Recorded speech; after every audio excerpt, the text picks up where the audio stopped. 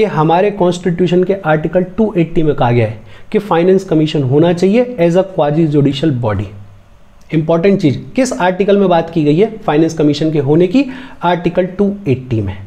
ये जो finance commission है इसको कॉन्स्टिट्यूट करते हैं प्रेसिडेंट। कौन इसको कॉन्स्टिट्यूट करता है? प्रेसिडेंट इसको कॉन्स्टिट्यूट करते हैं। कब करते हैं? एवरी 5th ईयर और at such earlier time as he considers necessary. Usually तो हर 5 साल के बाद फाइनेंस कमीशन को कॉन्स्टिट्यूट करता है प्रेसिडेंट। लेकिन अगर प्रेसिडेंट को कभी लगे कि जल्दी कॉन्स्टिट्यूट करने की जरूरत है तो पहले भी कॉन्स्टिट्यूट कर सकते हैं, कोई दिक्कत वाली बात नहीं है। 2-3 चीजें इंपॉर्टेंट है। किस आर्टिकल में बात की गई है? आर्टिकल 280 में बात की गई है फाइनेंस कमीशन के होने की। कौन कॉन्स्टिट्यूट करता है? प्रेसिडेंट कॉन्स्टिट्यूट करते हैं। कब करते हैं? एवरी 5th ईयर या फिर at such earlier time as he considers necessary. अच्छा, फाइनेंस कमीशन का कंपोजिशन क्या है? फाइनेंस कमीशन में एक तो होते हैं चेयरमैन, और चेयरमैन के अलावा 4 अदर मेंबर्स भी होते हैं। और ये जो चेयरमैन है और ये जो 4 अदर मेंबर्स हैं इनको अपॉइंट करते हैं प्रेसिडेंट। कौन अपॉइंट करता है? प्रेसिडेंट अपॉइंट करते हैं। ये जो चेयरमैन है और ये जो 4 अदर मेंबर्स हैं इनका टर्म कितना होता है? इनका टर्म होता है such period as specified by president in his order.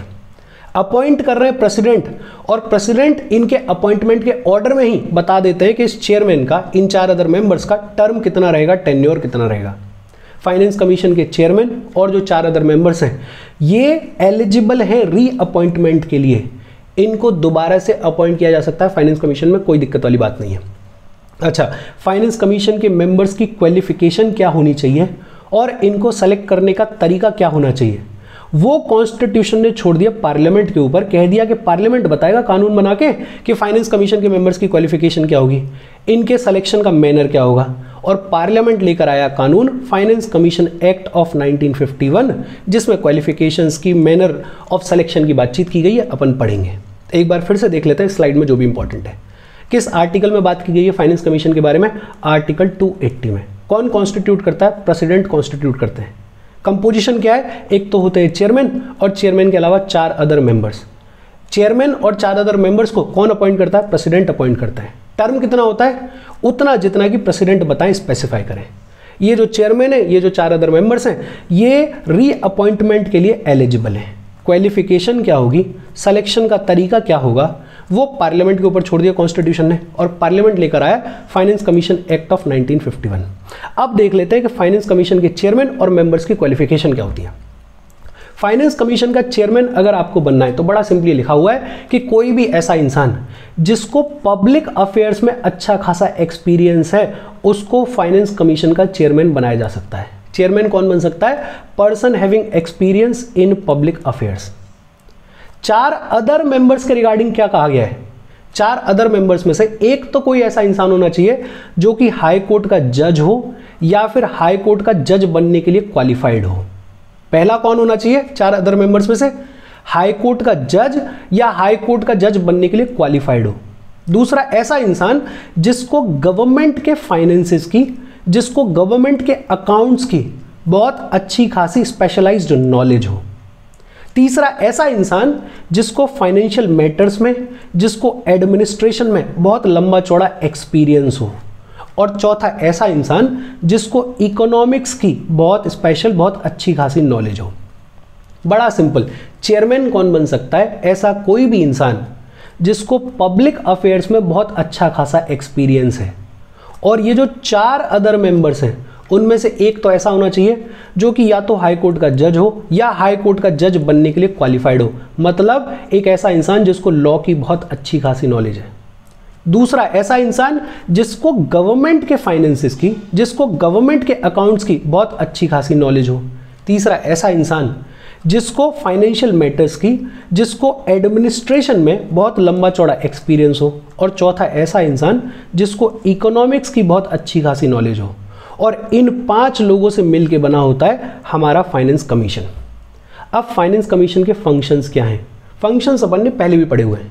ये फॉलोइंग मैटर्स जो कि आगे अपन पढ़ने वाले हैं, इन मैटर्स पे फाइनेंस कमीशन जो है वो रिकमेंडेशन देता है टू द प्रेसिडेंट। कौन कौन से फॉलोइंग मैटर्स हैं? सब कुछ पढ़ा हुआ है अपन ने पहले। पहला, distribution of the net proceeds of the taxes shared between centre and states and allocation between states of respective shares of such proceeds.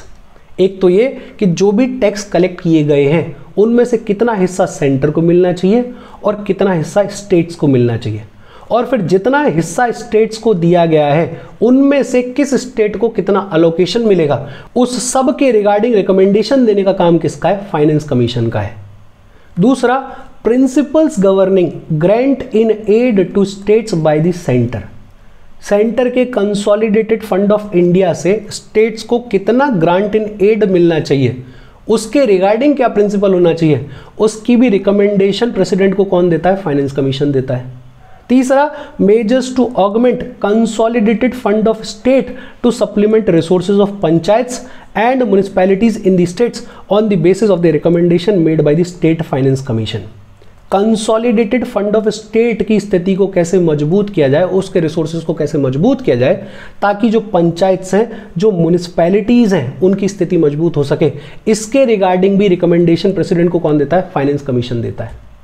फिर चौथा, ऐसा कोई भी अदर मैटर जो कि प्रेसिडेंट रेफर करते हैं इन इंटरेस्ट ऑफ साउंड फाइनेंस, उस पर भी रिकमेंडेशन देता है, उस पर भी अपनी एडवाइस देता है कौन? Finance commission. और ये चारों चीज़ों पे अपन ने ऑलरेडी बात की हुई है। एक बार फिर से देख लेते हैं अपन ने अब तक क्या पढ़ा है। एक तो ये कि कौन से आर्टिकल में बात की गई है, आर्टिकल 280 में बात की गई है। कौन कॉन्स्टिट्यूट करता है फाइनेंस कमीशन को? प्रेसिडेंट कॉन्स्टिट्यूट करते हैं। किन लोगों से मिलकर बनी होती है फाइनेंस कमीशन? एक होते हैं चेयरमैन, और चेयरमैन के अलावा 4 अदर मेंबर्स भी होते हैं। इन सबको अपॉइंट कौन करता है? प्रेसिडेंट अपॉइंट करते हैं। टर्म कितना होता है? प्रेसिडेंट जिस ऑर्डर के थ्रू अपॉइंट करते हैं उसी में बता देते हैं कि टर्म कितना होगा। ये रीअपॉइंटमेंट के लिए एलिजिबल भी होते हैं। क्वालिफिकेशन क्या होनी चाहिए, मैनर ऑफ सिलेक्शन क्या होना चाहिए, वो कॉन्स्टिट्यूशन ने छोड़ दिया पार्लियामेंट के ऊपर, और पार्लियामेंट कानून लेकर आया फाइनेंस कमीशन एक्ट ऑफ 1951, जिसमें बताया गया कि क्वालिफिकेशन क्या होनी चाहिए, मैनर क्या होना चाहिए। चेयरमैन बनने के लिए कोई भी ऐसा इंसान जिसको कि पब्लिक अफेयर्स में बहुत लंबा चौड़ा एक्सपीरियंस है, उसको फाइनेंस कमीशन का चेयरमैन बनाया जा सकता है। 4 अदर मेंबर्स कौन होने चाहिए? एक तो ऐसा इंसान जो हाई कोर्ट का जज हो या हाई कोर्ट का जज बनने के लिए क्वालिफाइड हो। दूसरा, ऐसा इंसान जिसको गवर्नमेंट के फाइनेंसेस की, जिसको गवर्नमेंट के अकाउंट्स की बहुत अच्छी खासी नॉलेज हो। तीसरा, ऐसा इंसान जिसको फाइनेंशियल मैटर्स, जिसको एडमिनिस्ट्रेशन में बहुत लंबा चौड़ा एक्सपीरियंस हो। और चौथा, ऐसा इंसान जिसको इकोनॉमिक्स के फील्ड की बहुत अच्छी खासी नॉलेज हो। ये बन सकते हैं मेंबर्स ऑफ फाइनेंस कमीशन। फिर इसके बाद फंक्शंस बड़े सिंपल हैं। इन फॉलोइंग मैटर्स पे फाइनेंस कमीशन जो है वो रिकमेंडेशन देता है प्रेसिडेंट को। कौन कौन से मैटर्स? ये जितना भी टैक्स का पैसा कलेक्ट हुआ उसको सेंटर और स्टेट्स के बीच में कैसे शेयर किया जाएगा, इसके रिगार्डिंग रिकमेंडेशन देना। कंसोलिडेटेड फंड ऑफ इंडिया से स्टेट्स को ग्रांट इन एड के तौर पे कितना पैसा मिलना चाहिए, उसके रिगार्डिंग रिकमेंडेशन। स्टेट के कंसोलिडेटेड फंड को कैसे मजबूत करना है, उसके रिगार्डिंग रिकमेंडेशन। और फाइनली, कोई भी अदर मैटर अगर प्रेसिडेंट इनको रेफर करता है तो उस पर भी रिकमेंडेशन देने का काम किसका है? फाइनेंस कमीशन का है। अच्छा, 1960 तक 4 ऐसे स्टेट्स हैं। एक तो है आसाम, दूसरा बिहार, तीसरा उड़ीसा और चौथा वेस्ट बंगाल। ये वो 4 स्टेट्स हैं जहां पे जूट का खूब लंबा चौड़ा प्रोडक्शन हुआ करता था। तो इन 4 स्टेट्स में जो भी जूट और जूट प्रोडक्ट्स हुआ करते थे उन पे लगती थी एक्सपोर्ट ड्यूटी, और इस एक्सपोर्ट ड्यूटी में से कुछ हिस्सा शेयर किया जाता था आसाम, बिहार, उड़ीसा और वेस्ट बंगाल के साथ में। उसके रिगार्डिंग भी रिकमेंडेशन कौन देता था? फाइनेंस कमीशन देता था। लेकिन ये सिर्फ 1960 तक था, उसके बाद से नहीं है, तो बहुत ज़्यादा इंपॉर्टेंट है नहीं। अच्छा, फाइनेंस कमीशन की रिपोर्ट भी तैयार होती है। ये जो रिपोर्ट है ये किसको सबमिट की जाती है? ये सबमिट की जाती है प्रेसिडेंट को, और प्रेसिडेंट इस रिपोर्ट को रखते हैं पार्लियामेंट के दोनों हाउसेस के सामने। और इस रिपोर्ट के साथ में एक मेमोरेंडम भी होता है जिसमें बताया गया होता है कि फाइनेंस कमीशन की रिकमेंडेशंस के ऊपर क्या एक्शन लिए गए हैं, पूरा एक्सप्लेनेशन दिया गया होता है। बड़ा सिंपल। फाइनेंस कमीशन की रिपोर्ट किसके सामने रखी जाएगी? प्रेसिडेंट के सामने रखी जाएगी। प्रेसिडेंट फिर उसको रखेंगे दोनों हाउसेज ऑफ द पार्लियामेंट के सामने, और उस रिपोर्ट के साथ साथ एक एक्सप्लेनेशन भी होगा कि फाइनेंस कमीशन की रिकमेंडेशंस पे आपने क्या एक्शन लिया है, क्या एक्शन नहीं लिया है। फिर फाइनली बात आती है advisory role of finance commission. नाम से ही क्लियर है, फाइनेंस कमीशन ये जो सारी रिकमेंडेशंस दे रहा है ये एडवाइजरी हैं, ये सरकार के ऊपर बाइंडिंग नहीं है। सरकार अगर मानना चाहे तो मान लेगी, सरकार अगर नहीं मानना चाहे तो ये जो एडवाइजेज है ये बाइंडिंग नहीं है। और ये अपने आप में थोड़ी प्रॉब्लमेटिक बात है, बिकॉज कॉन्स्टिट्यूशनल बॉडी है, बड़ी इंपॉर्टेंट बॉडी है, हमारे फाइनेंसेस के लिए रिस्पॉन्सिबल है। उसकी जो एडवाइस है वो नॉन बाइंडिंग है, it is not binding, it is just advisory. In fact fourth finance commission के चेयरमैन डॉक्टर पीवी राजमन्नार ने कहा कि since finance commission is a constitutional body expected to be quasi judicial, its recommendations should not be turned down by the government unless there are very compelling reasons। कि क्योंकि finance commission एक constitutional body है, इसकी जो भी recommendations हैं उनको सरकार को नकारना नहीं चाहिए तब तक जब तक कि कोई बहुत ही ज़्यादा इंपॉर्टेंट रीज़न नहीं है, अदरवाइज तो मान लेनी चाहिए। कॉन्स्टिट्यूशन ये चाहता है कि फाइनेंस कमीशन जो है वो एक्ट करे as balancing wheel of the fiscal federalism in India. Financial federalism ensure करने के लिए फाइनेंस कमीशन जो है वो बैलेंसिंग व्हील की तरीके से एक्ट करे। लेकिन 2014 तक प्लानिंग कमीशन एग्जिस्ट किया करता था, और प्लानिंग कमीशन जो कि एक नॉन कॉन्स्टिट्यूशनल बॉडी होती थी, जो कि एक नॉन स्टैट्यूटरी बॉडी हुआ करती थी, उसकी वजह से फाइनेंस कमीशन का जो रोल है वो थोड़ा कम हो गया था, वो थोड़ा अंडरमाइन हो गया था। बिकॉज बहुत सारे फंक्शंस, बहुत सारे कामकाज ऐसे थे जो प्लानिंग कमीशन के और फाइनेंस कमीशन के ओवरलैप करते थे, और प्लानिंग कमीशन को हद से ज़्यादा इंपॉर्टेंस मिला करती थी। अपन ने पढ़ा हुआ है थोड़ी बहुत भी अगर अपने को जानकारी है तो। 2015 में इस प्लानिंग कमीशन को रिप्लेस कर दिया गया और एक नई बॉडी कॉन्स्टिट्यूट की गई जिसको आज की डेट में जाना जाता है नीति आयोग के नाम से। इस पूरे स्लाइड में 2-3 चीज़ें इंपॉर्टेंट हैं। एक तो फाइनेंस कमीशन की जो रिकमेंडेशंस हैं वो बाइंडिंग नहीं है, एडवाइजरी हैं। फिर डॉक्टर पीवी राजमन्नार जो कि 5th फाइनेंस कमीशन के चेयरमैन रहे, उन्होंने ये कहा कि क्योंकि फाइनेंस कमीशन एक कॉन्स्टिट्यूशनल बॉडी है तो सरकार को इसकी रिकमेंडेशंस को टर्न डाउन नहीं करना चाहिए जब तक कि कोई बहुत इंपॉर्टेंट, कोई बहुत कंपेलिंग रीजन ना हो। कॉन्स्टिट्यूशन तो फाइनेंस कमीशन को देखता है as balancing wheel of fiscal federalism in India. Planning commission जब तक एग्जिस्ट करता था तब तक फाइनेंस कमीशन का जो रोल है उसको काफ़ी हद तक अंडरमाइन किया गया, बिकॉज दोनों के फंक्शंस बहुत ज़्यादा ओवरलैप करते थे और प्लानिंग कमीशन को सरकार बहुत ज़्यादा इंपॉर्टेंस देती थी। अच्छा, अगर फर्स्ट फाइनेंस कमीशन की बात की जाए तो फर्स्ट फाइनेंस कमीशन के चेयरमैन हुआ करते थे केसी नियोगी। इनको अपॉइंट, इस फर्स्ट फाइनेंस कमीशन को अपॉइंट किया गया था 1951 में, और जो 15th फाइनेंस कमीशन है उसके चेयरमैन है N K Singh. 15th finance commission के बारे में आपने पढ़ा होगा, प्लान नॉन प्लान्ड एक्सपेंडिचर उसको अबॉलिश किया गया था।